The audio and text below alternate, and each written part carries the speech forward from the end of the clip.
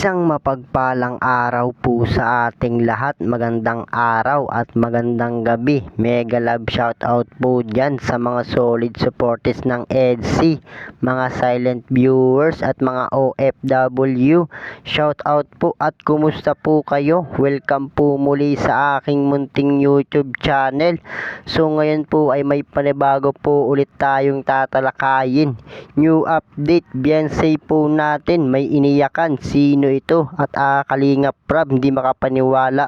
So yan po yung ating pag-uusapan ngayong gabi, mga kalingap. So kung bago ka pa lang sa aking munting YouTube channel, palike, share and subscribe na rin po at pakipindot na rin po ng notification bell para lagi po kayong updated sa aking video.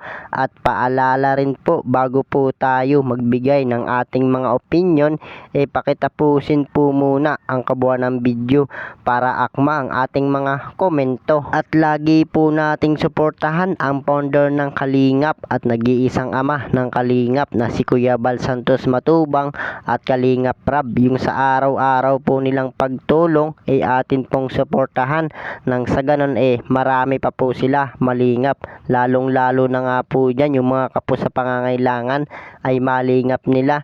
At ganon din po ang kanilang may bahay na si Ate Edna Vlogs at Jackie Tapia.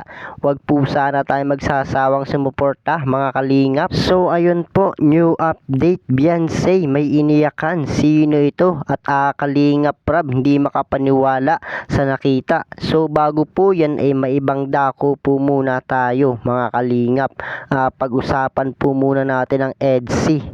EDC po natin, kumusta na? So mga kalingap, okay naman po sila. At lalo na nga po ngayon, medyo nalungkot nga po itong EDC dahil nga po ng pagkaalis nga po ng Danjoy. At syempre mga kalingap, napamahal na nga po itong Danjoy sa kalingap. So madaling salita, tanggapin na lang po natin kung ano nga po yung tama. So syempre alam naman po natin na love team lang po sila. So ayun po, balik na nga po tayo dito sa ating tatalakayin ngayong gabi. So new update, Beyonce may iniyakan pala. Sino ito? At Kalingap Prab, hindi makapaniwala sa nangyari. So mga kalingap, etong si Kalingap Prab ay meron nga po siyang tinulungan. At kumbaga mga kalingap, hirap na nga po sa buhay. So alam naman po natin na ito nga po yung gusto ni Kalingap Prab na gawin at makatulong nga po sa may hirap. So eto nga pong tinulungan ni Kalingap Prab kapitbahay nga po ni Beyonce noon. At bukod pa nga po dyan, inaanak pa nga po ni Beyonce etong tinulungan ni Kalingap Prab, mga kalingap.